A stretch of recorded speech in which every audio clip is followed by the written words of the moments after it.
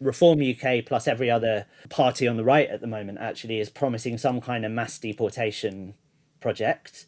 I'm sure there's kind of an argument why this is common sense. These particular immigrants we want to deport are causing this problem. That problem will go away if they are removed from the country because they will no longer be here. But it's not really about that. I think it makes emotional sense, much more on this level of resentment. Um, just in the spirit of, well, we're going to make these people have a really horrible time. We're going to ostentatiously punish them. And where this kind of politics has been allowed to, follow through on its ideas, you see that that's what's really happening, not least in the US with ICE and with the immigration prisons and alligator Alcatraz and stuff. It is about literally removing certain people from the country. But I think even more importantly, it's about making a huge display of mistreating those people.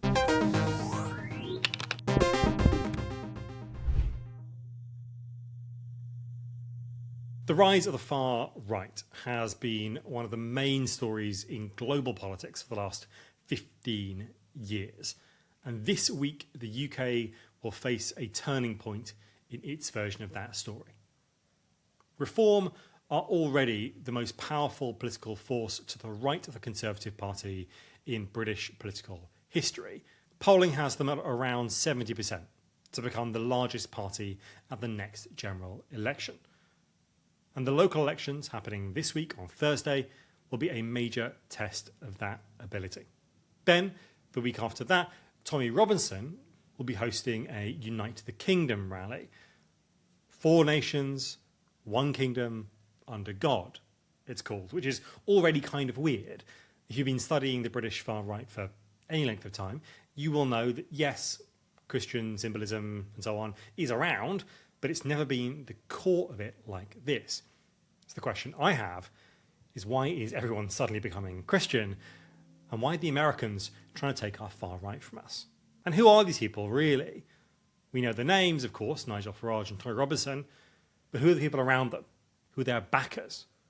Who are the people who are really influencing what they say? And do any of them have any real control over where this movement goes? To discuss all this, it's my pleasure to be joined by Daniel Trilling. He's the author of a new book called If We Tolerate This, a title cribbed via a Manic Street Preachers song from a Spanish Civil War propaganda poster showing the aerial bombardment of children. And of course, that's an extreme comparison to the UK today. In Israel, where the far right has already taken over, it is, of course, quotidian. And so we should be mindful of the fact that while fascism is not around every corner, every single attempt to draw a line in the sand where the British far right must not go beyond for the last 15 years has completely failed. Maybe it's time we stopped appeasing them. Daniel Trilling, welcome to Do Your Own Research. Thank you. I want to begin with emotions as a kind of dynamic or a kind of substrate, a thing that underlies the far right. Because we know, I think people watching this will probably know at least the main names of the figureheads. They all know Nigel Farage, they know Tommy Robinson, they'll know people like Boris Johnson, of course. They know the kind of the main characters of the story that we're going to tell today about how the British far right became essentially mainstream. But underlying that, underlying whatever it is that these individual people actually want, there is a kind of urgency or a kind of feeling that has been produced in Britain over the last 40, 50 years that is tending us, dragging us like a sort of undercurrent under the sea, seemingly ever more towards the right. I was wondering if you could explain to us, it's very nebulous, it's very difficult to talk about not only emotions, but also like mass social structure and the way in which it produces emotions. But how do you see the kinds of passions, the kinds of drives that produce and animate the far right? Sure. Yeah, you're absolutely right. It's a tricky thing to talk about, and for a long time it wasn't something that I gave a lot of priority to in my work on the far right and right-wing nationalism. But I think it's crucial for understanding what's going on now. So one of the reasons I wrote my new book, If We Tolerate This, is because I was trying to draw attention to this process of ideas that were once associated with marginal and very extreme right-wing movements being sanitized and mainstreamed. And I think for me, what's important to recognize is that far right as a term refers to a collection of different right-wing nationalist movements, and at its simplest level it means kind of the bit of the right that sits outside of the traditional mainstream. People often, I think, have a misconception about what it means, in that they think it automatically means fascist or neo-Nazi. And as a result of that, they think that far-right politics is the result of this carefully worked out plan that its adherents are trying to follow through, and that there's a kind of fixed ideology behind everything that happens in that area of politics. And that's really not the case. The kind of definition of far right that I found the most useful comes from the political scientist Cas Mudde, who uses it as an umbrella term to cover a range of right-wing nationalist groups, which he divides broadly into kind of two wings.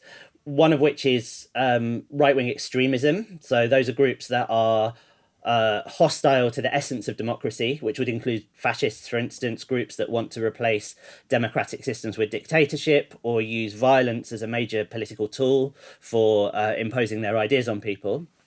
And then the other side of it, which he calls the radical right, but is also what is often referred to as right-wing populism, which is a collection of parties, and these are things that are very prominent at the moment, parties that work within electoral systems, are committed to the essence of democracy, as Mudde puts it, but are hostile to key aspects of liberal democracy, which is the system that we in the UK and many other countries around the world live under. So that might be things like independent courts, a free and independent media, certain standards of behaviour in public life, and so on. So as you can see, that's a really kind of broad range of different groups within that, different particular ideologies. The groups within that often dislike one another intensely, really dislike being associated with one another. So Reform UK, for instance, object very strongly to being described as far right because they see all the negative connotations that it has, and they see that as an attack on their reputation.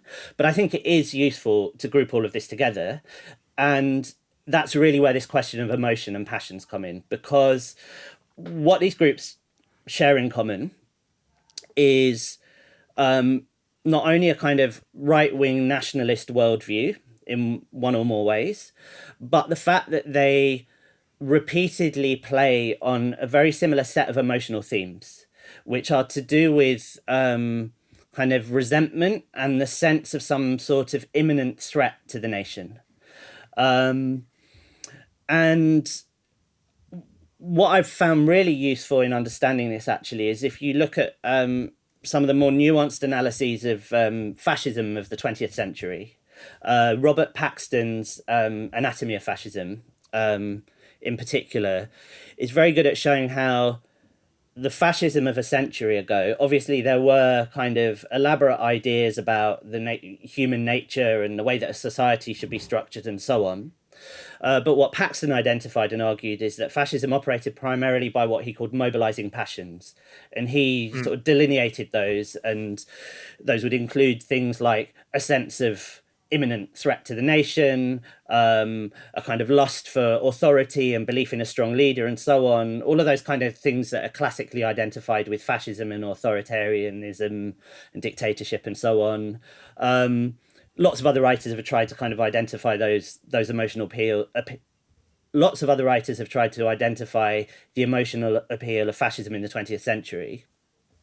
And the reason why I think that's useful now is not because we're seeing a carbon copy of that in our own time, but because there are analogous emotions that you see repeatedly again and again being kind of played on or mobilized or appealed to by politicians and activists across this broad far right. So one of the key ones, for example, certainly in the UK and in much of the West, where immigration has been a main kind of pole of campaigning and of agitation for far right politics, is the idea that immigration in one way or another poses an existential threat to the nation, and that not only is it a threat in its own right, but that there are people responsible for making immigration happen who are behaving conspiratorially, who have kind of malicious intentions at heart and are seeking to undermine national integrity or identity or culture or however it's put. And you find versions of that expressed in differing degrees of intensity across this whole broad collection of movements that we're talking about. There's an idea that immigration consists of a sort of criminal conspiracy, right? That anyone who is moving for a reason that either is something to do with, wanting to harm the nation that they're going to, or perhaps that they don't understand that, but that there is something sort of above them. And we'll get into the kind of the dynamics of like great white shark, the great replacement theory, and so on a bit later, because they come out of very interesting places that are much more tightly connected to the people who we might think of, right, as the kind of the classic people of the far right, the kind of the street movements of the far right in the UK. Just on that point you're making about the way in which sort of people contest the idea of being far right. I remember watching GB News, My Sins, a while back, and there was someone commenting that Nigel Farage couldn't be far right because he wasn't wearing jackboots, because he wasn't Zeke Heiling in the street, because he didn't dress up in a sort of a Nazi. Like, why do you think this? I mean, it's obvious why that image of the far right is so pernicious, right? Because that is very clearly like the most extreme the far right has ever got. It's obviously the most dangerous systematically that the far right has ever got, the Nazis. But like, what kind of harm does it do to our sense of how we understand the far right now that we fixate on fascism as a particular kind of threat of the far right? Well, I think obviously, being as cautious as I am, it's always important to recognise when that kind of far right politics is present and the danger that it poses. Yeah. But at the moment, certainly in Britain, it's not where the momentum is.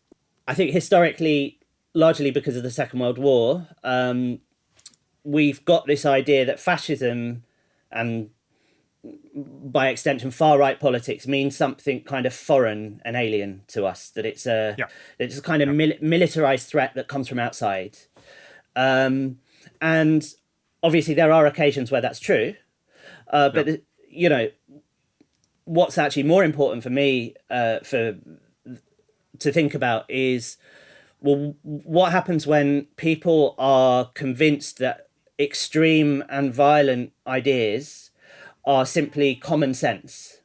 That, for example, the mass deportation of immigrants is merely a kind of common sense mainstream policy rather than something that should rightly be regarded as extreme.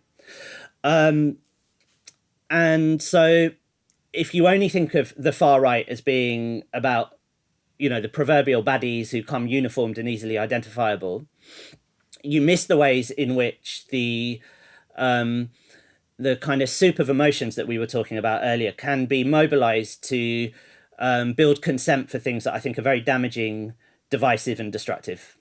One very common sign that you get at far right demonstrations, recently I saw at the Tony Robinson demonstration when we covered that a couple of years back, was not far right, just right.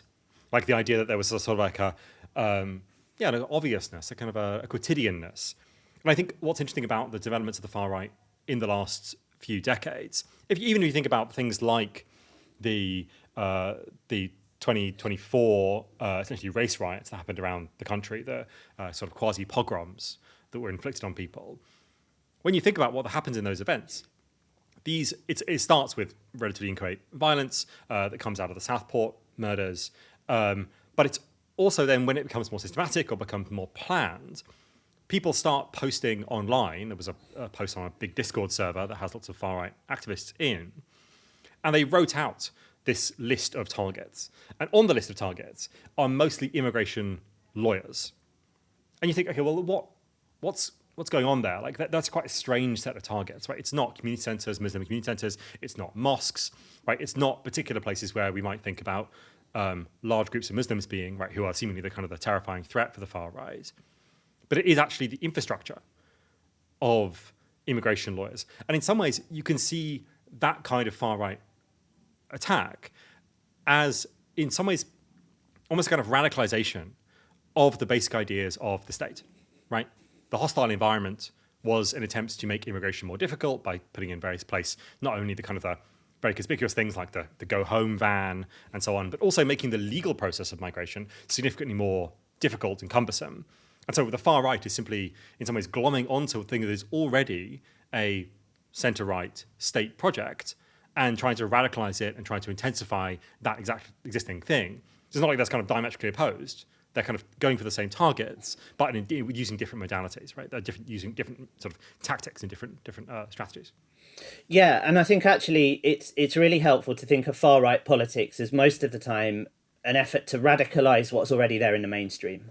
I think that's certainly the case for much of what we see now, in that yes, anti-immigration politics in the UK does not originate with small groups of extremist activists. It's been a main theme of mainstream political discourse for several decades.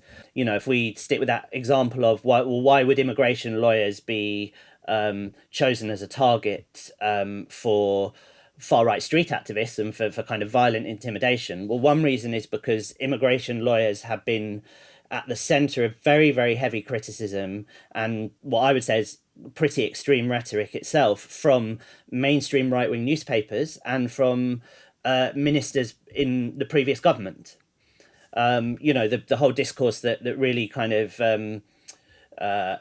mushroomed under the Boris Johnson government of lefty activist lawyers, North London liberal elite, and all of that ties back into that kind of the feeling we were talking about earlier that, you know, immigration poses some kind of threat and there are these sort of malicious actors conniving to make more of it happen. So that is there in all around us in mainstream politics. And when you have a situation like that, at certain flashpoints, like the you know, shocking violence of the Southport murders, it's possible at that point for a range of different sort of marginal actors and influencers and so on to turn this nebulous feeling into something more directed and more openly violent. Yeah, and I think that the role of those influencers is incredibly important in relation to what in a previous bit of writing I called the swarm. Right, which is the idea that there is a kind of a collection of influencers at the top who are capable of articulating what it is that this relatively nebulous mass of people that come out of the alt-right, but also have like many different lineages that are sort of inchoate as a political force. And the function of influencers, Tommy Robinson being perhaps the most kind of obvious one, is to articulate and marshal those thoughts. Right, it's not as in you get in a classic fascist party to have a program, and if you agree to the program, you sign up, but to be continuously capable of responding to the dynamics and shifting ideas and nebulous, inchoate. I'm going to use these words a lot because I think they're really important to understand the far right now. These kind of unclear sense of anger, this unclear sense of resentment, this unclear sense of fury, right, that come to mobilize in the far right, but that are mobilized but not really articulated. And the function of Tommy Robinson, the function of even someone like Suella Braverman, perhaps we might say, is to give clarity or give a reason for those kinds of things to attach a political articulation to something that is already widely felt. And the reason why it's sort of important to understand that kind of dynamic is because, although, as you said earlier, it's not like this is kind of the far right is marching to a plan, right? But that it's continuously in a kind of dynamic relationship with these wider passions. And that means that, although you're saying, and I agree with you, that the kind of the explicitly fascist component of the far right is not the thing that's currently dominant in the UK, there is this still unpredictability to that escalation dynamic, right? We don't know where this is going to go. And indeed, no one in particular has control over where it might go, right? That's not in anyone's like head. Right? And it can't be in anyone's head because we're looking at a wider system of interactions rather than this person believes this and therefore they will try and do that thing. Yeah, I think that's a crucial point. This idea that actually we don't know exactly where this will head, but also the people that have come to act as figureheads within the far right also don't entirely know what they're doing or where they're taking it. And I think your idea of the swarm is really useful here in understanding how this works, because I think that there's a danger, yeah, we're going to use words like nebulous and chaotic and unpredictable quite a lot. Yeah. The danger in that is that it makes it sound like there's no logic to this whatsoever, and it's Right. Yeah. just chaos, which isn't true. But you Yeah. go too much the other way, and you get back to this kind of misconception that this is all some like evil Nazi master plan where they're, Yeah. you Yeah. know, Yeah. the kind of SS are just waiting in the wings to take over, which is clearly nonsense. But the particular, and I think social media has really enabled this swarm dynamic to great effect. The particular way I think to conceptualize it is that it's kind of back and forth motion. You know, there are people trying to mobilize and marshal what's a kind of wider mix of feelings, and there are people kind of organically having and expressing those feelings. So the reactions after the Southport murders 2 years ago, I think it was a really good illustration of the way that works. So you had these, you know, shocking child murders, a lack of information about what exactly had happened in the immediate aftermath. That was taking place in an already febrile political environment around immigration, and particularly the ideas that particularly the idea that asylum seekers living in hotels around the UK were responsible for crime. You then in the hours after the murders had a series of quite prominent accounts on Twitter, X, whatever you want to call it, sharing misinformation about the identity of the perpetrator and what had happened.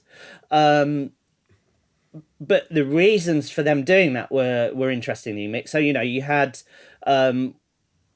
sort of explicitly far right accounts and influencers suggesting that there was something untoward going on and trying to link it to immigration. You had the misogynist influencer Andrew Tate spread an untrue rumor that the perpetrator was an asylum seeker who'd arrived on a small boat. Why exactly he did that is less clear, because he's not a far right campaigner in any traditional sense, and where he is more directly political, it tends to be around misogyny and gender. You had people who were very involved in kind of COVID conspiracy theories sharing false claims, and you even had a Pakistan-based fake news website that was just trying to drive. Oh, God, yeah. Yeah, you know, it was doing it for money. So this mix, and I think that's how I described that dynamic in the book, a kind of confusing mix of like doing it for political gain, money, online clout, or a mixture of all three. And then at the same time, you have people, you have a kind of organic reaction to the Southport murders that both feeds and responds to those prominent influences, you know, because that's the nature of social media. Anyone who's used it kind of knows that you sort of surf it and get a sense of what the general mood is, and then you try and post something that taps into it.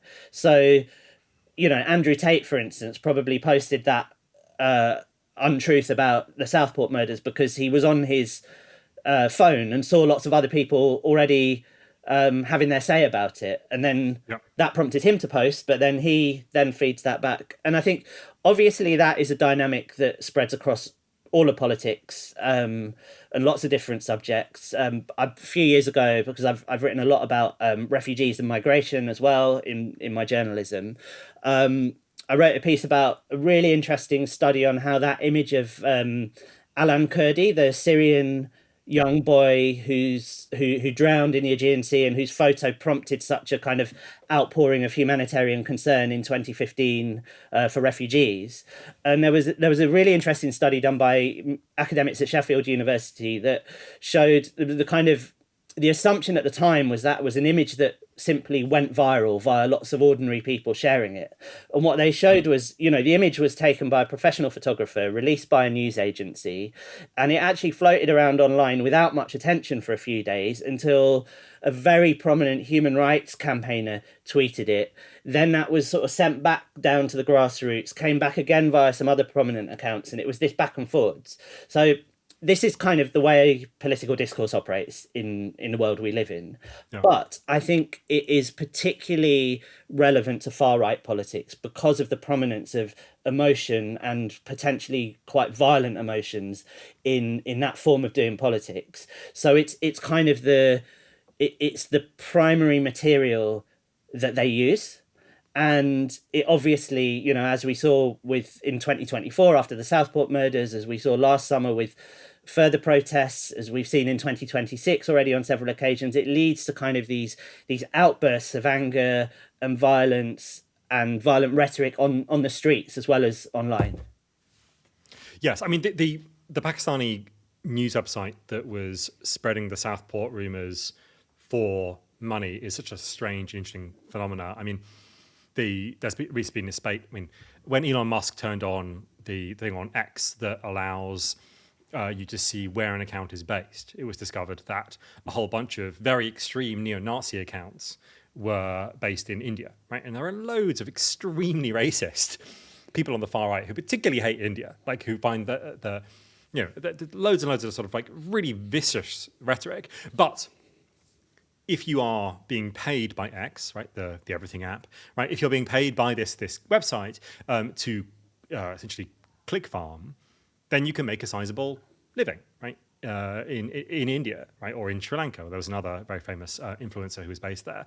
It's an astonishing thing to happen because it's the great kind of inversion mechanism of the internet, right, where the kind of the moral inversion system of the internet, where the most extreme thing, that is the thing that sits most outside of the kind of the conventional moral framework that we've got from the Second World War onwards, which is anti-fascist, anti-Nazi, and so on, where most people believe still. Because of that, right, the things that are outside of that generate the most intensity, generate the most clicks. And so you can basically kind of like, you know, just like take the moral system like a kind of a donut or something and just like invert it. And that is the thing that will become prominent online. And so it's a very strange kind of dynamic of people in the often in the global south posting neo-Nazi propaganda against themselves for money. Just really astonishing. I want to come back to the kind of the question about this way in which the piece of the far right, and you're absolutely right to say that it's not just chaos, right? There are very clear structuring divides. There are very clear things that we can say about this kind of soup, this kind of milieu of people that I got on the map here. One of which, and I want to kind of test this theory with you, is that the distinction between Farage and Tony Robinson, although it seems often like a distinction of the kinds of politics they do, right? Farage was for a long time what you might call a metapolitical campaigner, right? He was massive on Question Time, infamously. UKIP was essentially a kind of a pressure group that didn't have any MPs, didn't really have much representation in sort of formal politics. They had some MEPs, and yet was immensely powerful at controlling the discourse and so on.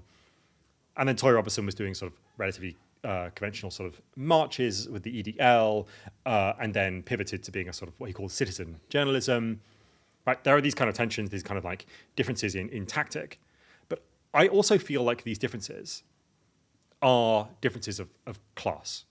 And because this is Britain, right, class is everywhere. It's completely saturating our world. And so when Farage says, I'm never going to have Tony Robinson in the same organisation as me, ultimately he leaves UKIP in 2018 because Tony Robinson has been accepted as an advisor to the then leader, Gerard Batten. This is after the Brexit referendum. My sense is that the aversion that Farage has to Tony Robinson, and Tony Robinson perhaps to Farage, although he's much less antagonistic that way, or at least was, is basically about this question of class and propriety and decorum. And I wonder what you think about that, or whether you think there's a real political difference between the two of them in terms of what they actually believe and want for the country. It's a very good question. I think sticking with the first part of that about whether this actually the differences between Robinson and Farage are about class more than anything else. I think actually it's broadly I agree, but I think it's important to think of it in terms of the politics of respectability, because that has always been a huge issue around anything to the right of the mainstream, and why the term far right gets so argued over. Because with certainly with fascists, there has been an incredibly strong moral line drawn to exclude them from politics in Britain ever since 1945 because of the associations with the Second World War. So anything that is labelled fascist is this, like you say, it's still, I think this is still the case, is by the vast majority of people regarded as totally unacceptable and not part of respectable mainstream political discourse and ideas. Over the post-war decades, I think that idea of respectability also took on a kind of class element in that, partly because, you know, Britain is a very elitist country, and the idea of respectability is inherently loaded with ideas about class and culture and so on, but also because the areas in which Britain's fascist tradition had any kind of success, which was not that much success at all, really, were among communities sort of suffering deindustrialization, and in street politics, which kind of overlapped with football hooliganism and other kinds of disruptive physical types of street activity that, again, in Britain were historically kind of stereotyped as working class. So the idea of, you know, the National Front organising marches of dockers or Smithfield meat market workers in the late 60s and 1970s, sort of the overlap between neo-Nazi circles and particular football hooligan firms in the 1980s and so on. There was this very strong association that the far right meant kind of uncouth, uneducated, working class white yob, to use some quite disparaging stereotypical terms. And so one of the ways in which far right politics has kind of entered the mainstream is through a kind of very deliberate attempt to distance that kind of politics from those kind of associations. And so I think this, if you look at the BNP, for instance, who were neo-Nazis, were, you know, very tied up in the kind of violent street-based far-right scene that I was just talking about, when they revamped their image around the turn of the 2000s and started to campaign for seats in local government and started to win seats in local government, what they did was adopt a kind of respectability politics. You know, they put on suits, they talked like politicians. Nick Griffin, who is a private school educated Cambridge graduate, as their leader at that point, was an asset to them, because although he had that long association with extreme neo-Nazi street activity, he also had the accent and presentation, more or less, of a typical member of you know, upper middle class Britain. So to the extent that the BNP were able to engage in respectability politics, which had its limits because of what they really believed and how easy it was to kind of show that up, class played a huge role in projecting that. And so if we come back to Tommy Robinson and Nigel Farage, I think on certain key themes and key emotional themes, they're very kind of close in sort of what they stand for or what they're pointing people towards. You know, the kind of strong emphasis on anti-immigration politics, very, very strong kind of anti-elites rhetoric, but it's not about the elites as I would characterize them, but it's actually about you know, liberal-minded professionals who are in charge of institutions that they either want to weaken or change or have their own say in how they're run and so on. The big difference between Farage and Robinson is in what they consider politically acceptable forms of campaigning. You know, Farage has been committed to electoral politics plus that kind of meta politician internet personality thing we were talking about before, whereas Robinson, you know, his primary activity for many years was street rallies and marches that often turned violent, a use of far more kind of hyperbolic and intimidating rhetoric. He's found a way of kind of doing that, all of that online nowadays, and that's quite different to the way that Farage's political projects have articulated themselves. And Farage has always made a big thing about how, first of all, UKIP, when he was its leader, would never have former members of the BNP join, that there was a ban on them joining. And he's fairly consistently, I think, said that, you know, he wouldn't want Tommy Robinson as part of his political movements. And that is because there are some differences in ideas and tone and tactics. But I think what makes the two of them work very effectively together is this idea that they represent different kind of class groups within British society. So Farage kind of hoovers up the sort of respectable right-wing vote, and makes it seem more respectable by dint of saying, here's what I would exclude from this, pointing toward Tommy Robinson and so on. And Robinson, at the same time, his influence and profile comes from him being somebody who is seen to say the unacceptable and to mobilize people who are sort of excluded from mainstream political respectability. And that broadly kind of fits onto a kind of middle class, working class distinction in the way that these things tend to be thought about and discussed in British politics. I want to come on to the kind of core thesis of your book, actually, which is that it's not just sort of the far right acting as a kind of a movement on the edge of society and then gradually making inroads over the last 15 years, but actually it's a more complex dynamic that involves both the major political parties in the UK, the Conservatives and Labour Party, giving space to them or trying to accommodate their demands in a way to forestall their advance and then laying the groundwork for their further advance, right? This kind of escalation dynamic we were talking about before. But before we do that, I want to talk a bit more about Tommy Robinson. I mean, he's a very familiar figure, and I think people understand or think they understand a lot about him.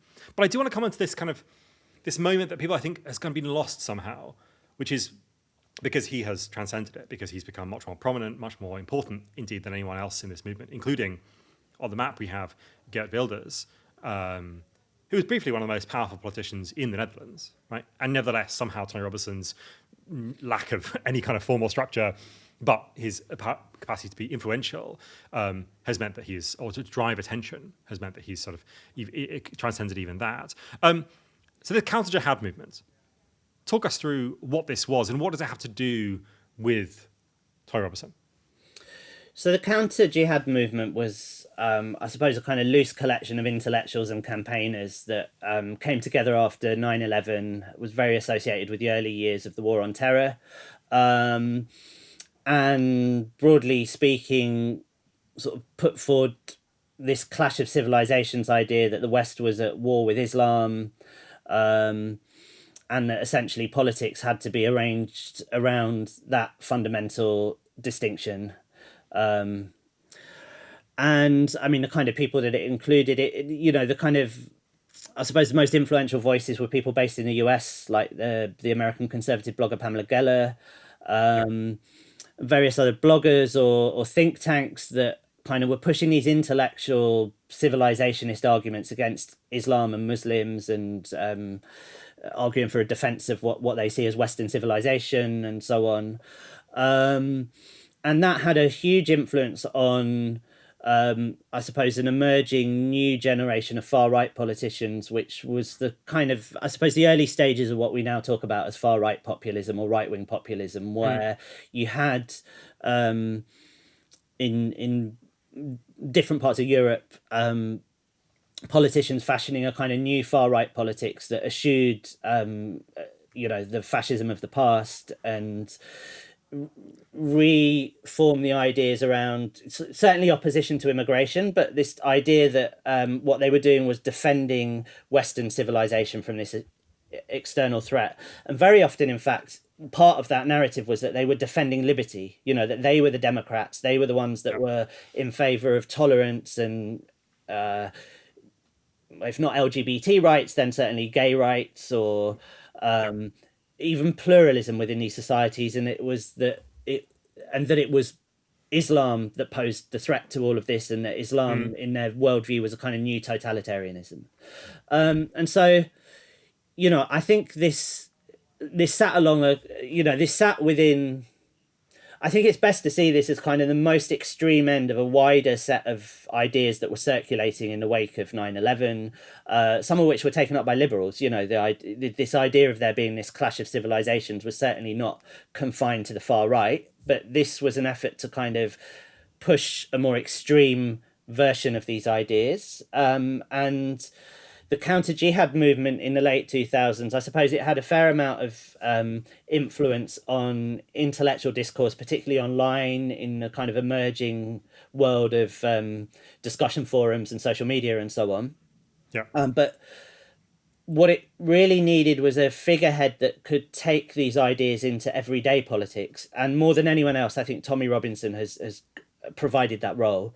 So Tommy Robinson's origins politically are that he emerged as a figurehead of the English Defence League in Luton in 2009. The EDL was a response to a demonstration at a homecoming parade of British soldiers by Islamic fundamentalists, and the EDL was there was initially a reaction from people associated with the local football hooligan firm, of which Tommy Robinson was part. That gained a lot of attention because it was quite a new and shocking thing to have happened at that point. The demonstrations they organised initially were also people were mobilised via Facebook, which again at the time was kind of a new thing to have happen. And very soon after Robinson's emergence, he came into contact with people involved in the counter jihad movement in the UK and the US, who kind of gave him advice and I think funding and resources to help him grow what he was doing. And I think the reason why Robinson ended up being the figurehead for all of that goes back to what you were just asking me about class, in fact, in that Tommy Robinson, that's a pseudonym. His real name is Stephen Yaxley Lennon. Tommy Robinson was the kind of generic name for a British soldier during World War One. Tommies. Yeah. That's why the slang for British soldiers is Tommies. It's got this really strong military connotation. The EDL grew out of, it's part of the kind of backwash of Britain's wars in Iraq and Afghanistan. The fact that it grew out of this response and then counter response to a homecoming parade for soldiers, I think is often overlooked. But it kind of, and again, thinking about like how this works on the emotional level, I think the persona he crafted for himself of a kind of like ordinary white working class English bloke who's just angry at our boys being disrespected, our soldiers being disrespected, at immigration, at the elites that he sees allowing that to happen and so on, has got I suppose it just touched a nerve. It touched a nerve with people who felt that they either shared his worldview or that they felt, well, yeah, he's speaking for the kind of people who never get a say in British politics and British public life. And I think a large amount of his appeal, and then the narrative he has crafted that he's a free speech martyr and that he keeps getting criminal convictions just because he's quote unquote telling the truth, clearly taps into that feeling as well. But the other aspect of it that I think makes him so effective is that it plays into a huge neurosis about class that the British establishment has, in that Britain is run by an elite. British politics, and even more so, I think British mainstream media organisations, are run by people drawn from a very kind of narrow section of British society, which tends to be wealthy, affluent, white, either privately educated or certainly Oxbridge educated. People who work in the media, and I'm someone who works in the media, and I have seen this in my professional life. People are aware of the fact that collectively that the newsroom or the editorial office doesn't represent the country or the community that they're trying to talk to, and they try to compensate for that in different ways. I mean, there are good ways of compensating for that. For example, employing people from working class backgrounds, from marginalized communities and so on. A bad way of compensating for that is to just kind of react to like this stereotyped image of what a working class person is like and think, oh, well, that's a working class person. We must go along with whatever they say. And I think Tommy Robinson's sort of, it's his ability to shock and to frighten people as much as his ability to mobilize people who think in similar ways to him that counts. And I think that is a lot to do with this kind of class neuroses that is all around us in British public life.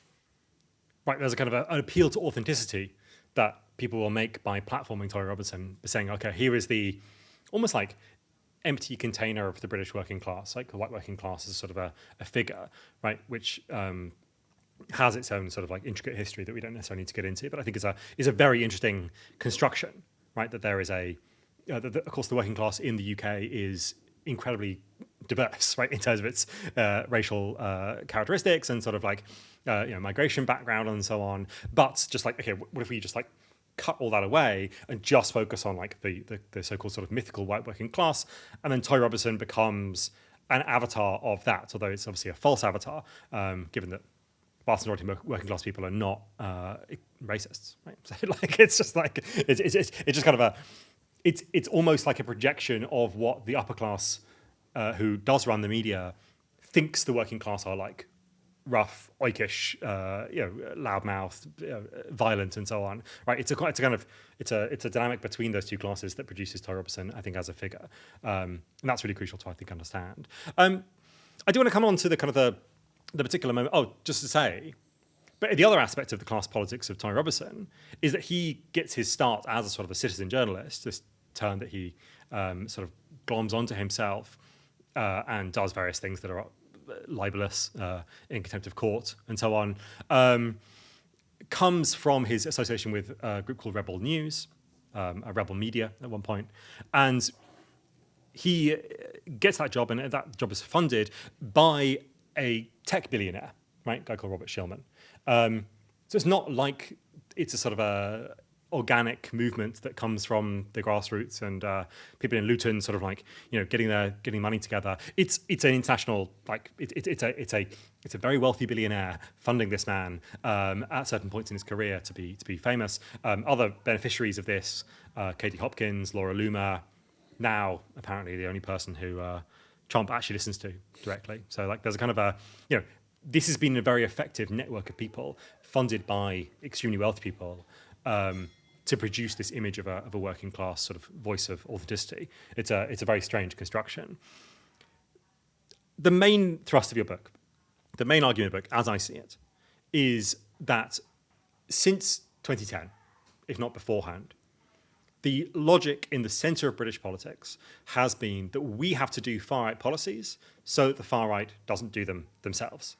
Right? There is a kind of an edging towards the right that we need to do as sort of moderate centrists and so on in order to forestall the rise of the right. And that begins way back in the early 2000s with the Blair government. But I want to begin with this moment that was kind of foundational for me, right? First time I was able to think about politics in even approaching a sort of coherent sense, which was the Cameron government and the austerity that it enforced upon people. I think it's really important as well because these kinds of passions that we were talking about before, fury, rage, an inchoate sense of damage and difficulty, all of which are in some sense like real, right? People are really suffering and have been suffering since the Cameron government in a really intense way. But it's this moment when the logic of a really pronounced secular decline, right, in British politics starts to take hold. Britain is becoming a shithole. Right? And I sort of think that's true, right? Like in a way, austerity does tear apart communities. Austerity does kill people, right? Huge numbers of people, disabled people in particular, right, who are otherwise dependent on the benefits from the state and have them stripped away from them. Huge numbers die. Infrastructure falls apart. All these different kind of things. And it's really at this moment when I don't know. How do you see this moment? Like, I just feel very, like furious about it actually. But like how do you see this moment?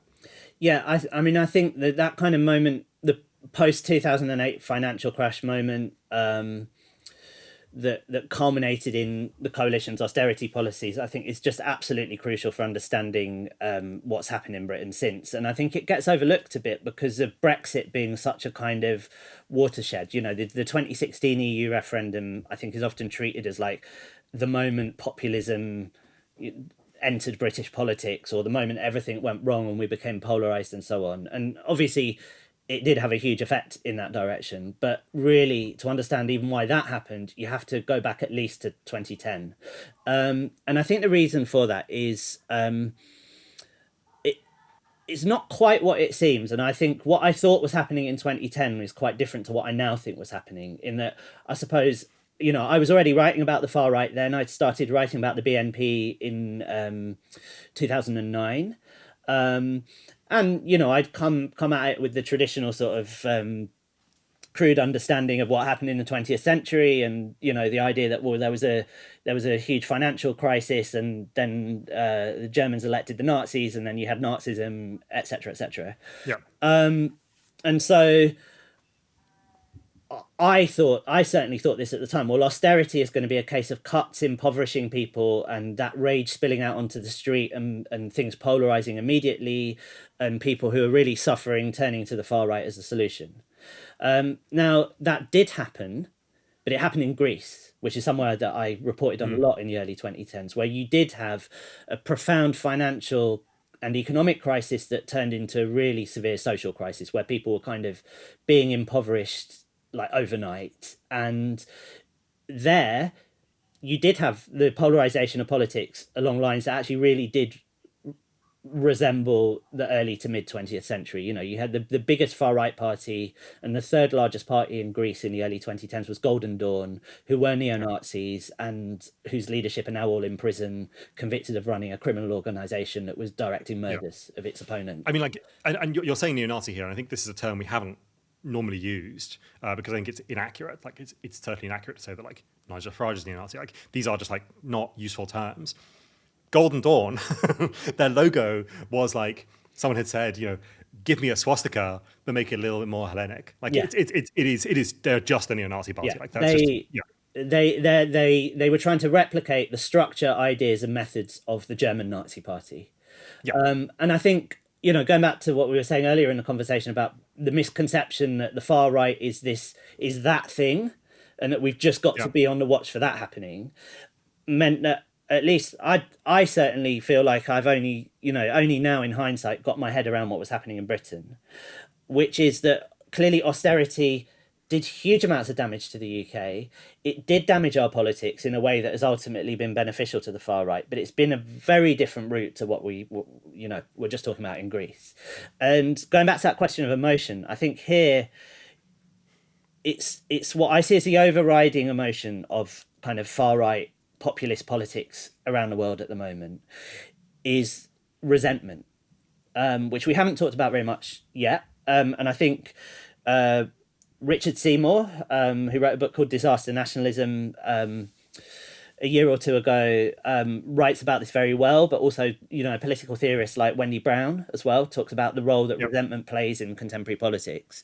And it's this idea that, as you put it, perhaps it might stem from the idea that the country has become a shithole, or my neighborhood is deteriorating, or things don't work as they should, or the media isn't giving me the kind of coverage that I would like from the media.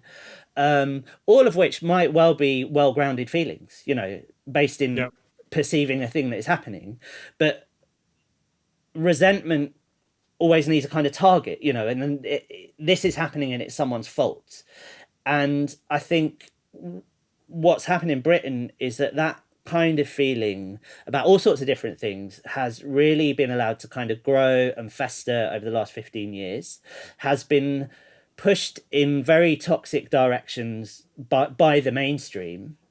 And far right politics is kind of reaping the benefits of all of that, because what it's doing is essentially, and I think for me, this is a key emotional appeal of the far right politics that we have in Britain at the moment, is that things have gone wrong.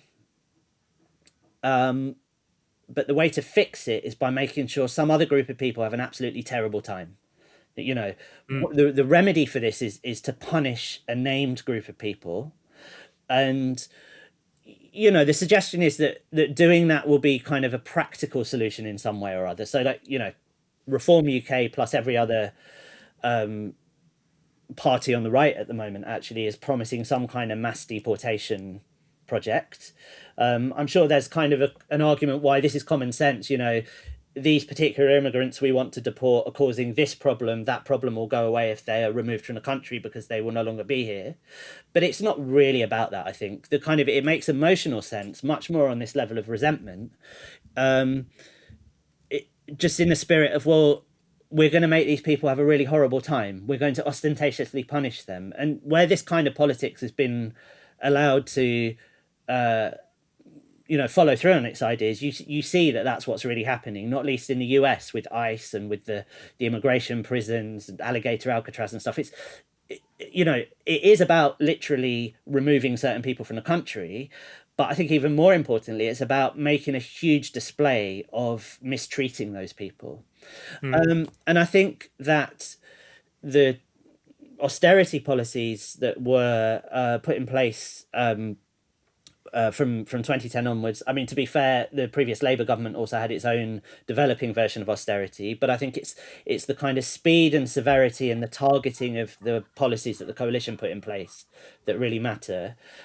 Sort of, I suppose, turbocharge these feelings of resentment and discontent in a couple of ways. One was that the very nature of the policies was to front load the cuts onto local councils, because the effects would be less obvious at first. But what that meant was it really attacked the kind of everyday quality of life issues that the state, or we at least think the state, should be there to provide and underwrite. So, at the kind of peak of council budgets being squeezed, some councils were having to switch off streetlights at night to save money.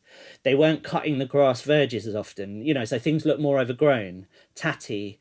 And obviously there were kind of much more sort of immediate and pressing issues caused by cuts to public spending, in vital services. But the seemingly less important ones, actually, I think were really important. Sorry, just on that, one thing I find really striking is that there's an interview between Piers Morgan and Tucker Carlson that came out at the end of last year.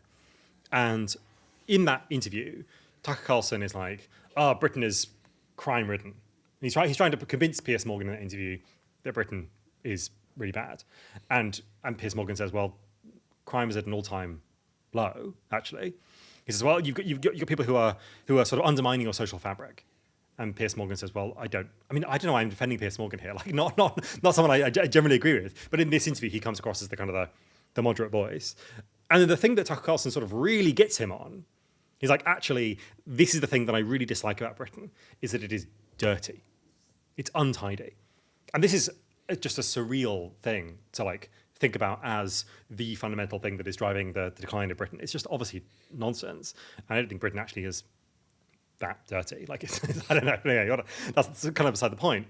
This focus on the aesthetics, this focus on primness, on properness, on cleanliness, this is a very strangely intense driving force on the far right. In a way I don't fully understand, because I don't really understand why you'd care that much about that. But that is, just say this kind of things that you're saying are not very important. And obviously compared to tens of thousands of deaths of people who were disabled and were not given proper support, it's relatively minor, but it is weirdly potent on the right. And I think it's all of these things in combination and what they signal, which is that I think Britain culturally, I think there's a general sense among people who live in Britain that we live in a social democracy, that the state should be there to provide for our welfare. And at the same time, there's a general sense that we shouldn't have to pay too much for that, and that governments who are, the kind of winning political position is to promise all of that stuff for less money, and for less in tax, or however you want to distribute the resources, to essentially dodge the question of, well, if you want to provide all of these things that care for us from cradle to grave and make our neighbourhoods neat and tidy, the resources have to come from somewhere. And so, this goes back further beyond 2010, I think. But this kind of sense of, well, where's all the stuff that I paid for? A sense that kind of society isn't being managed in collective interests efficiently.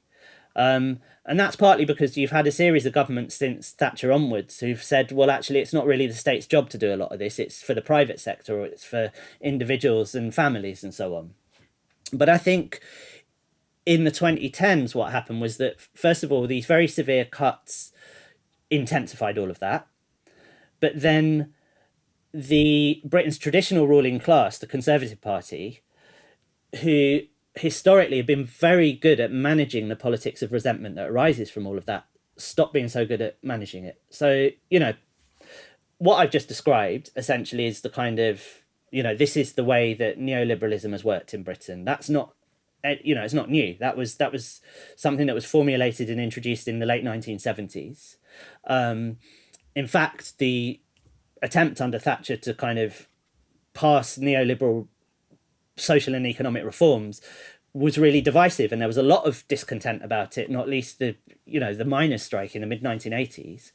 But the Thatcher government was very good at managing establishment relationships to ensure that discontent was either contained or resentment was directed towards targets that didn't threaten the government's position.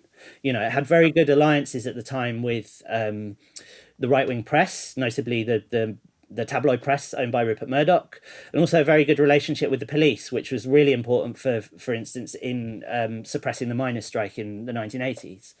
In the 2010s, the Cameron-led government came in and tried to replicate that, but it all kind of crumbled and fell apart for them within a few years. So you kind of had this sort of domino effect of institutions melting down, and then that spreading to their neighbours. The phone hacking scandal that brought down the News of the World in 2011 also had a direct impact on the Cameron government, because the former editor of the News of the World, who was there when phone hacking happened, Andy Coulson, was hired by David Cameron to be his comms chief in 2010. So when the phone hacking scandal really erupted, it directly affected the Cameron government.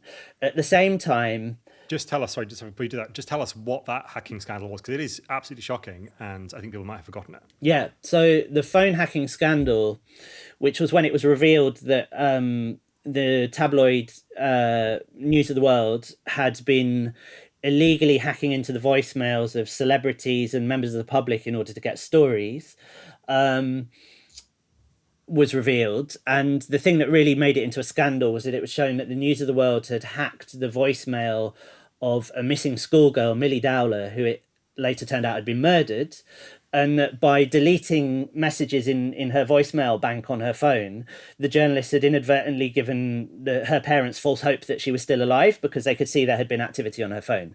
So that, really kind of, yeah, I mean, that rightly disgusted people. But also it then emerged that the Metropolitan Police, who had a very cosy relationship with the News of the World and with other Murdoch newspapers at the time, had known about phone hacking for years, but had failed to mount any kind of systematic investigation to see how widespread the practice was. So when that all blew up in the early 2010s, it kind of, had these knock-on effects for all of the kind of key pillars of the British state.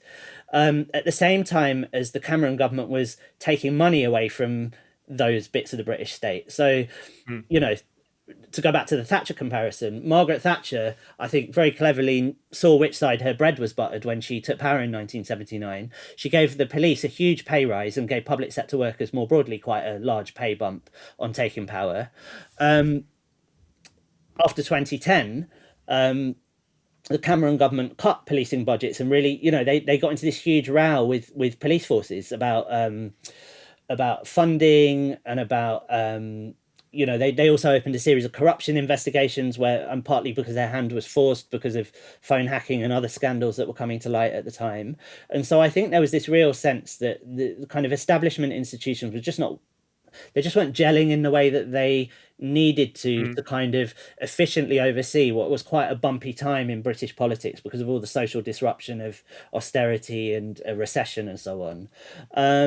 And does that give space to the far right? Is that what allows for sort of like also people who are sort of upper class coded, right? Like Farage, to come along and, sell their wares, right? But is that the kind of the disintegration of the kind of classic centre right party is the thing that allows for this new, more further right, far right political project to have an opening? Yeah, I mean, not inevitably. It's not a simple reaction of all of that happens and then the far right benefits. There was a huge amount of discontent in Britain in the 2010s, and lots of it pulled to the left. You had students occupying their universities at the end of 2010. You had huge anti-austerity protests mobilised by trade unions the year after. You can also see the high vote for Scottish independence in the 2014 referendum as partly a response to discontent with how Westminster was managing the country and its economic policies and so on. But what I think really gave the far right an opening was the way that, among all of that, the Cameron government handled the politics of immigration. So that goes back to this idea of the politics of resentment, that traditionally governments of the centre have sort of played this game where when there's right-wing discontent over immigration and other issues, they try to sort of meet it halfway, whether that was the Blair government's strategy of triangulation, as they called it, in response to the BNP, or kind of any other examples from the past. And the Cameron government tried to play that game over immigration. Immigration was already a contentious political issue when they took power. The way it was talked about overlapped very strongly with the kind of wider austerity policies, because it was part of this discourse about who takes from the state, who gives, who deserves to have things from the state, and so on. And Cameron's approach was a version of what governments of the centre often do, which is to accept that the economy is structured in a way to rely on immigration to fill skills gaps and to sustain economic growth, but to, at the same time as knowing full well that that's what's going on, signal to voters that you're really against this in some way and that you're going to do something to crack down on it. And the kind of symbolic thing for the Cameron era was that just before the 2010 election, he made this promise to reduce net migration, which is simply the difference between the number of people coming to live in a country and the number of people going to live elsewhere, to the tens of thousands per year at a time when net migration was around 250,000 or so. It is possible for a government to do something like that, but you would need some pretty drastic economic changes, not all of which would be welcomed in order to do so. You might have to raise taxes, you might have to raise the retirement age, and so on and so on. You might have to cut public services even further if you haven't got people to work in them. But Cameron didn't propose any of that. What he proposed was the hostile environment, which was a series of crackdowns on unauthorized immigration that sought to outsource border control, the functions of border control, to wider society. So banks, landlords, the driving licensing agency, all of these organizations were told that they had to check people's immigration status. And then there was a lot of pressure put on the Home Office, which controls immigration policy, to sort of crack down on lots of other areas of the system and sort of, find where people had not followed the rules correctly and revoke their visas or tell them to leave the country. And so the ultimate result of this was, one, it caused a lot of harm to people in the immigration system. The Windrush scandal, which emerged in 2018, where it was revealed that the Home Office had been wrongly stripping mostly elderly people from the Caribbean and from other Commonwealth countries, former subjects of the British Empire, of the right to live in the UK, and either deporting them or rendering them destitute, was just one kind of result of those policies Cameron introduced. But the other big result was, I think, it just helped embed this really toxic discourse around migration that people to the right of the Conservative Party were able to use to great effect. So it's all of these things in combination, I think, that gave the far right, broadly speaking, a kind of unprecedented opportunity to make its ideas mainstream in the UK. Yeah, and you have this kind of objective tension in some ways between, on the one hand, the state wants the economy to grow, right? The function of governments in the neoliberal era is to make number go up, right? The GDP number go up. The way you do that is either by programs of investment in like skills and high value jobs, and therefore you can make the sort of productivity of the country increase, and that makes the number go up without increasing the number of people. But the Cameron government was ideologically predisposed against ever actually investing in the British economy in a kind of serious and sustained way. That was a major part of the logic of austerity. And so what's the alternative? The alternative is you simply add more people to the economy, and that makes the number go up, but in a different way, right? And so like, if you are not going to do long-term structural investment, industrial planning, essentially, in your economy, you are going to need to increase the number of people, right? And so these are your two sort of options. And for some sort of ideological reasons, the Conservative government was like allergic to industrial planning or allergic to increasing the productivity of the British economy, and therefore needed to do immigration, right? And needed to increase the levels of immigration. And also, policies from before, like we were talking about in the sort of war on terror, systematically destabilizes huge numbers of countries around the world, not just countries that we directly invaded, but also countries that are bordering them, and sort of, you know, whole sort of regional systems of the economy, which forces people to move, to migrate. And of course, one of the countries they might come to is the UK. And so it's not like migration is sort of this, like, just, you know, thing that no one could do anything about. But if you have chosen the thing that the Conservative government consistently chose, right, this is what you would need to do. I should say that as a communist, right, I don't give a shit if people move. Like, it's my you know, my politics are firmly in the people can go where they want. But like, inside the logic of capitalism, you can either do like coherent economic planning, or you increase migration, and those are your two ways of making the number go up. And the Conservatives failed to do the former, and therefore did the latter, right? So it's not like the Conservatives, they're breaking their promises for like just some nefarious reason, although that's part of how you get the kind of sense of the conspiracy of migration, that the Conservatives, from the point of Farage, and indeed Farage from the point of view of people further to his right, are sort of weak on immigration, or like not particularly interested in it, or don't particularly do the things that the most extreme people want, right? It's a conspiracy, right? It's an objective structure inside the history of capitalism in the neoliberal period, right? Anyway, that's my rant over. Let's go a bit kind of forward to the kind of the something that's become quite kind of prominent in the last few years, actually, is the Boris wave, right?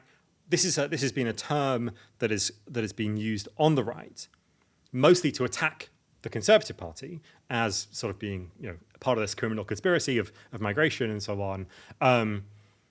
But how do you understand this, right? Like, how do you understand the role that the Boris wave, which is this big increase in total number of migrants from outside the EU mostly, like, functions inside the discourse of the right, and why does it push us still further to the right in the overall political scheme? Yeah, I think the Boris wave is a really good way to see what's changed in British politics over the last decade or so, and kind of where the continuities are. Because, in simple terms, the Boris wave refers to a spike in net migration that happened after 2022 in the UK. The actual term originates in fairly extreme corners of the online far right, who were using it in explicitly racist terms to make derogatory comments about black people in the UK, but was taken up by, not just by the right, actually, I think even Labour Party MPs have used it at times, was taken up by a broad swathe of people in British politics to illustrate the failure and hypocrisy of the Johnson administration. You know, because Johnson won an election in 2019 on the promise, get Brexit done. A huge part of the promise of Brexit was that it would allow Britain to control immigration in a way that many people who voted for Brexit wanted. The implication was that that would mean less immigration overall. And so here you had the figurehead, Mr. Get Brexit Done, presiding over a system in which immigration went up. And the underlying reason why that happened is the same reason why the Cameron government got into trouble over immigration in the early 2010s. The Johnson government that was elected in 2019 promised in its manifesto that it would replace the previous immigration system and EU free movement with what it called an Australian-style points-based immigration system. I think that was it was a clever, politically clever framing, because if you talk about the Australian immigration system, it means two things at once. First of all, Australia is a majority white country that had a very harsh stop the boats policy. You know, they coined the phrase to keep out refugees coming from Asia via dangerous boat journeys. But Australia also, you know, is a wealthy country that has lots of immigration that helps generate profits for Australian capital. And I mean, actually, when I was doing a bit of research recently, I looked up the net migration figures in Australia, and it's, you know, as a proportion of the population, it's about double that of the UK. So in a way, if you say that you want to introduce an Australian points-based immigration system, you are kind of saying you want immigration to go up, although I don't think that was the intention of the Johnson government, and it's certainly not what they were trying to signal with it. And you know, there was also some added disruption, a lot of added disruption from the pandemic, and then, you know, the kind of chaos, sort of stop-start nature of the British economy in 2020, 2021, and so on.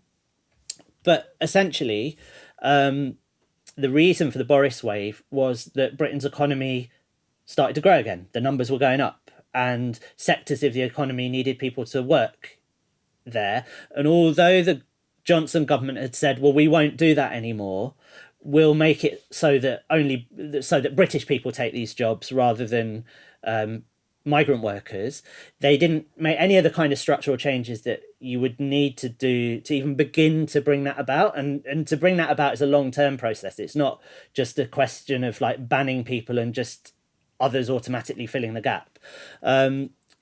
Care workers, social care was where this failure of planning really showed.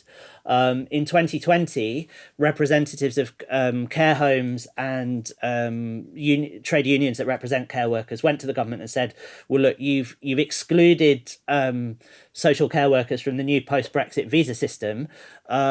Our care homes are going to collapse because we won't have anyone to work in them to look after elderly and vulnerable people.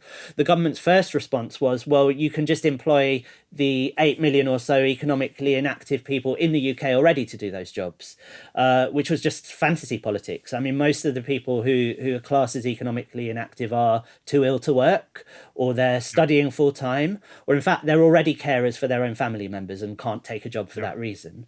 The government kind of stonewalled the care sector for several years, but then in 2022 had to relent and issue visas for care workers.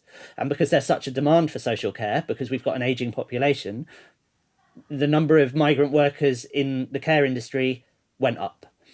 So, you know, that's not a betrayal, unless you think standing for election without a proper plan for running the country and knowing that you haven't got one is a betrayal, which, you know, arguably it is. But they were essentially managing the system in the way the logic of the system demands. But whereas just over a decade ago, you know, that did cause a lot of, you know, the Cameron equivalent of this, I think, worsened the discourse around immigration. In our time, this led to an immediate kind of flourishing of very extreme rhetoric and claims about the nature of migration, the purported threat it posed, the betrayal of the elites and so on. All of this stuff that we've been talking about that's kind of fundamental to the far right at the moment, that was further intensified by that swarm dynamic that you see on social media between influencers and members of the public and so on. So over the last year or two, the kind of Boris wave narrative has helped, I think, push British mainstream political discourse back towards a kind of openly racist framing of immigration and of national identity to an extent that we haven't seen for many decades in the UK. So, you know, this has helped drive these claims and ideas that not just this existential threat, but also that you have to be white to be English. You know, that's an idea that has returned to kind of prominent political discourse. And I think that shows us that the extent to which far right ideas and the far right worldview now has purchased on mainstream politics. Yes, and you get this in this period. You get the kind of not only the massive surge in support in the polls for reform, but you also get this collection of much smaller but in some ways more extreme parties. You get Lawrence Fox, who starts a party called Reclaim. There's a party called Advance UK by Ben Habib, which gets a kind of a allegedly gets an injection of cash from Elon Musk. We don't know exactly how that went down, but it's possible. Rupert Lowe, who is a former Reform MP, breaks off and starts a thing called Restore Britain. How do you explain this sort of this fracturing? Are we just looking at people who want to get the glory of being Nigel Farage? Is that the kind of the dynamic here, or how do we understand the kind of the relationship between these different kind of parts and how they pull the even Reform UK even further to the right? How are we thinking about the kind of the dynamics between Reform and these smaller, bit more extreme parties? Okay, so I think there's a degree of it just being inherent to kind of challenges from outside the mainstream, that they are fractious, disputatious. They tend to be sustained by big personalities, particularly when they're more marginal, and splits, and the narcissism of minor differences. That's all very common. I think let's not even get into left-wing politics here, but I think we all know that that's a thing that can happen, and that's not Yes. That's not the preserve of one political tradition or another. But I think with far right politics, as I describe it, there's something more fundamental, which is that it really is inherently unstable, because it is trying to mobilize these passions and resentments. Yeah. And I think there's a kind of there's a sort of vicious cycle implied within that you are trying to get people het up about something. You are telling them, no, this country really is a shithole and it's these people's fault, and we're going to punish them on your behalf, and that will make you feel better. And it won't. I mean, that's, I think I certainly, as somebody who works on this, when I have my head buried in what one or other far right figurehead or party or movement is proposing, you have to spend a lot of time trying to see it on its own terms and think, right, okay, they think this and they want this to happen as a result. And then there's always a point where you have to pull yourself back out of it and think, but I mean, this is it's either nonsense or the implications are horrific. That Reform, for instance, are now saying, no, we genuinely do want to deport as many as 2 million people from the UK. If you actually thought about what that would entail, logistically, practically, emotionally, all of that. I think, it's important not to get too kind of jaded about it and recognize that is something horrific, and it will not solve anybody's discontent. And what makes that so unstable is that whatever you propose, it's never going to be enough. That you've always got to kind of keep up with the expectations of the supporters whose hopes you've got up. And that kind of leads in two directions. One is that you disappoint them and, become more moderate and become yet another version of one of the mainstream parties that you've positioned yourself as a challenge to. And the other is that you become increasingly radical in what you're proposing. Yeah. And I think the splits actually are evidence of that process at work. That Advance UK and Restore Britain have resulted, at least in part, and certainly with Restore Britain, where Rupert Lowe, the former Reform MP who now leads Restore Britain, while he was in Reform, got into a huge dispute with Farage about the fact that he thought their policy on deportations wasn't hardline enough. That these splits result from a tension between trying to take a more moderate path which is necessary in order to win enough votes to win power, and keeping up with the expectations of your supporters and your core base. Yes. And it doesn't only lead to splits. I think it's also, I think all of that happening has pushed Reform to take a more hardline immigration policy than it had. If you look at Reform's policy on visas and deportations and all of the things associated with that, it's actually changed really significantly since they stood in the 2024 general election. Last year they had their big falling out with Rupert Lowe. He split off.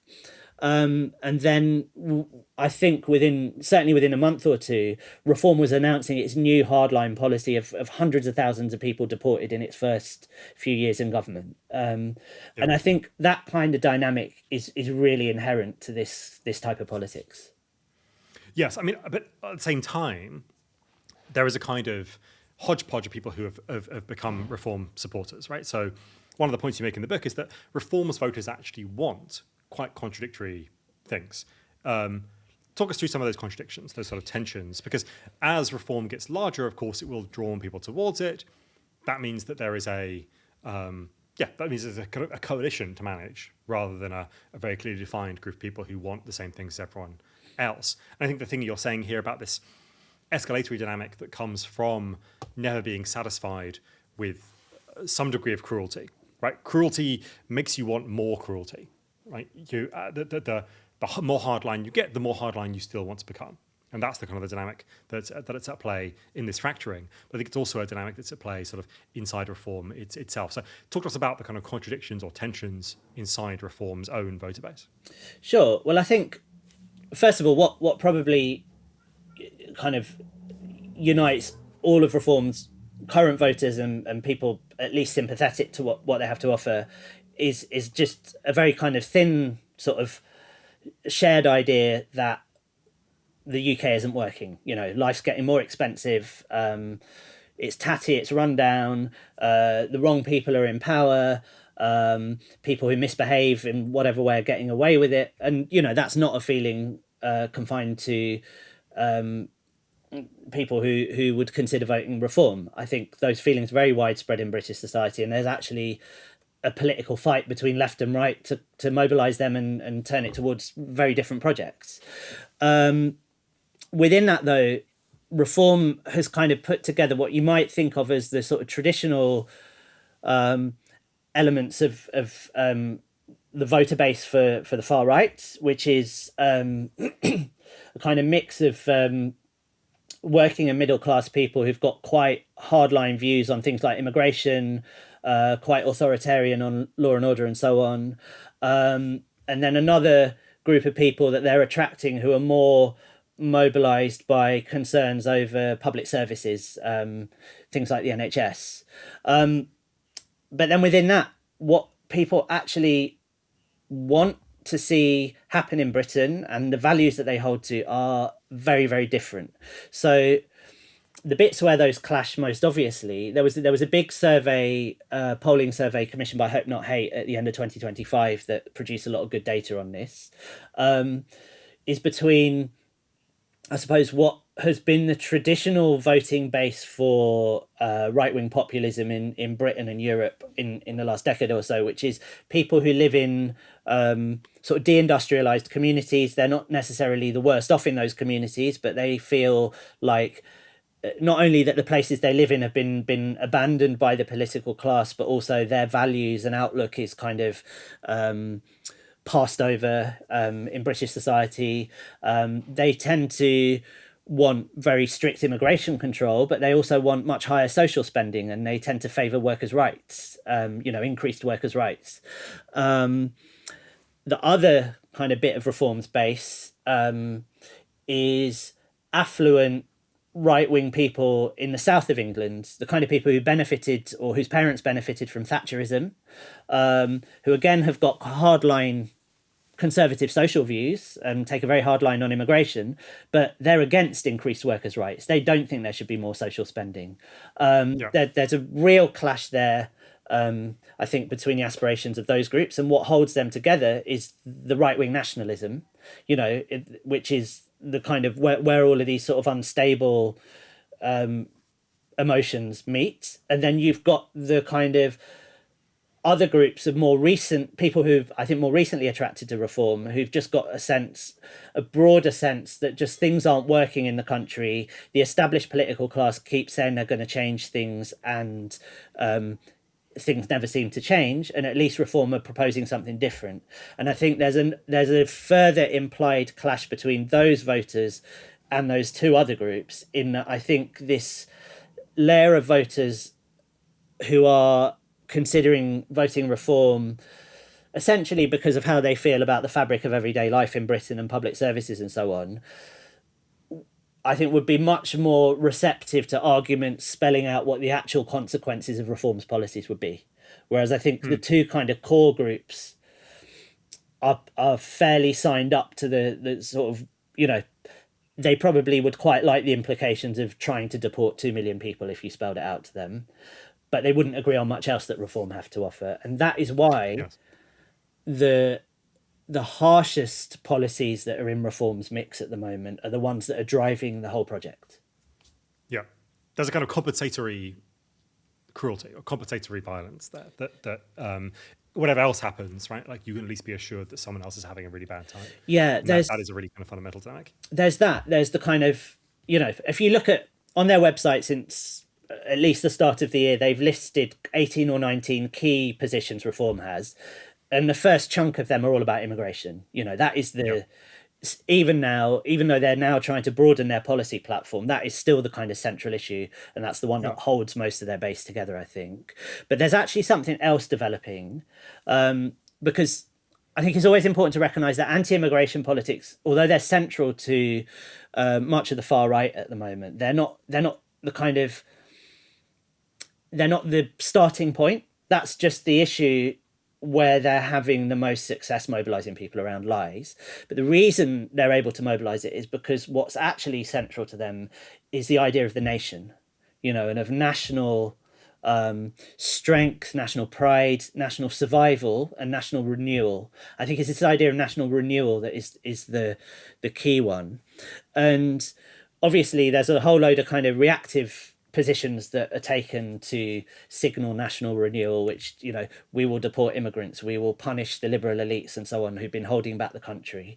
But there's also something that links back to that question around immigration and where growth comes from and where your future society comes from, that I think is just starting to emerge, which is that if you are saying you want the numbers to go up economically, but you don't want the immigrants and you don't want socialism, so you don't want to do anything drastic in terms of redistributing wealth, the only other way that you can sustain all of that is by your citizens having more babies.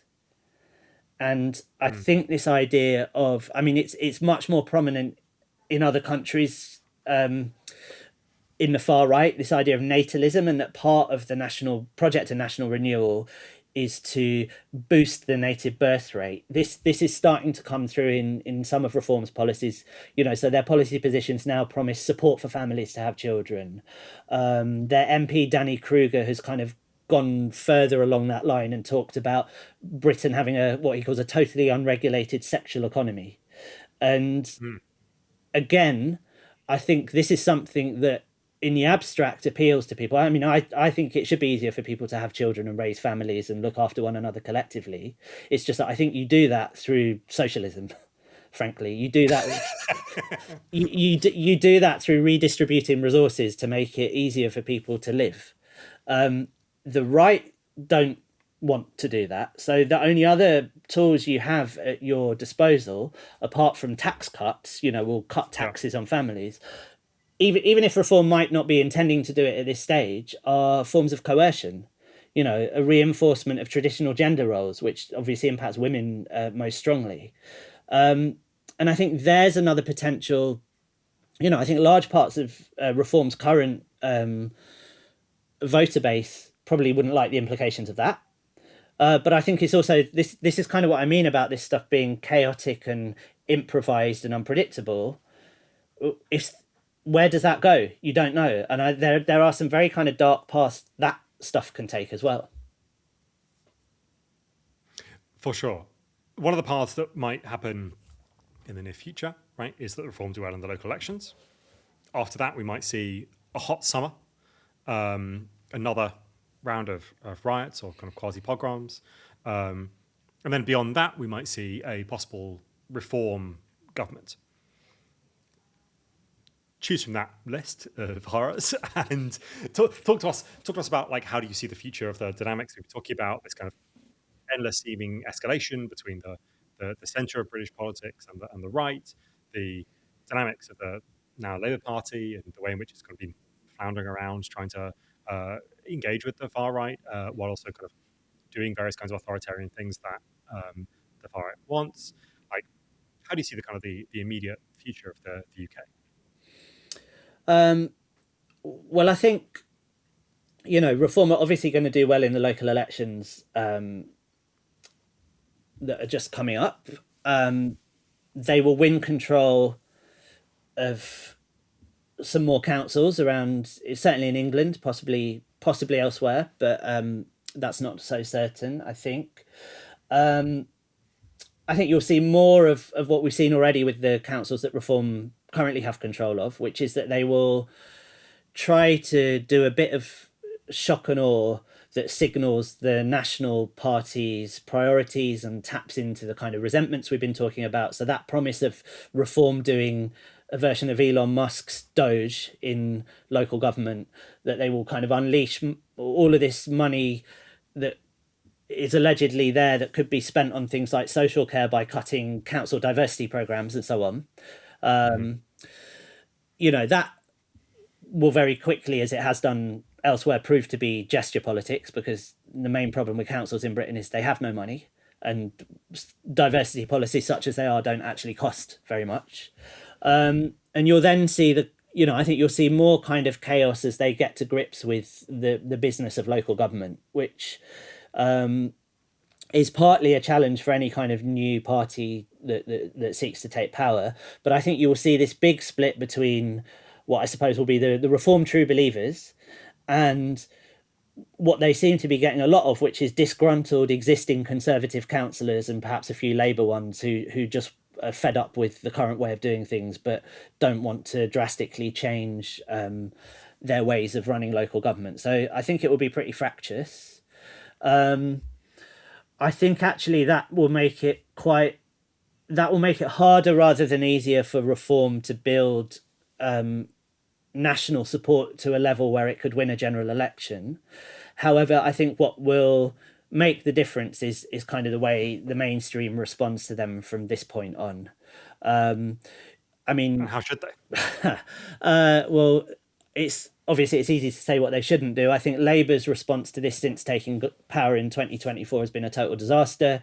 It was a disaster on two counts. One was to think that what Britain needed was just some kind of stable technocratic management that wasn't too interventionist on the economy or kind of longer term issues like the way power is distributed in the UK. I think that's a huge thing that isn't talked about enough. That far too much power is just centralised in Westminster. And the other big mistake being that when faced with growing support reform was to try and meet it halfway and to not see that A, what was required was like an actual political alternative, and B, what was required in the short term was just some clear kind of moral leadership, actually, which is something that I'm not the most comfortable talking about that, and I've always tended to see it as a bit of a distraction. But seeing the absence of a response from leading figures in government after the 2024 racist riots has made me think regardless of what else you think of them politically, it is really important to have people in power saying, we do not accept racism, we do not accept violence, it's wrong because it's racist, not try and pander to it and say this, we won't accept law breaking, but we accept you have a point and we will try and empty the hotels, which was essentially the government's response at that point. I think what should happen instead, and this is a lot easier said than done, is that we need to reinvigorate democracy in the UK. The reason why reform support has grown is partly because people have rightly perceived that the centre of politics has run out of ideas, that it's based on this consensus between centre left and centre right, that if it did work at all in the past, certainly doesn't now, that the circles that surround government, politics, hangers-on in Westminster, the media that covers it and so on, are drawn from far too narrow a section of British society and act very defensively when their power and influence is challenged. And that, for a variety of reasons, the power that we have to make decisions about our own lives and our own community has been taken away from us over several decades. So I'm not saying that that was a kind of rosy utopian situation as it existed before, but there has been this, 40-year withdrawal of power from local government, and withdrawal of resources from public services and the handing of that over to private capital, which has led to this feeling that not only is it not possible to change things, but you wouldn't even want to try because that's for somebody else to deal with. And really, I think the only way you mount a successful challenge to the far right is to find ways to build movements that can deal with that. So there are kind of long-term and much more sort of drastic ways of doing that we can talk about. But in the short term, I'm quite pragmatic. I think you have to work with what you have. I think the Green Party are providing a challenge in a certain way. I think the bits of the Labour Party that have still got a commitment to localism and to Labour as a class project are not to be abandoned because, when they go, there isn't necessarily anything that's going to take their place except something far more reactionary. But beyond what's kind of on offer in formal politics, and again, this is something I make myself very uncomfortable saying so because, I'm a shy and retiring type, and also I hide behind the fact I'm a journalist and just write about this. No one is going to fix this for us. Like, in whatever imperfect provisional ways we have to work out how we can intervene in this. On which nebulous, inchoate, and yet perhaps useful note, thank you so much, Dan Trilling. You're welcome. Thanks a lot.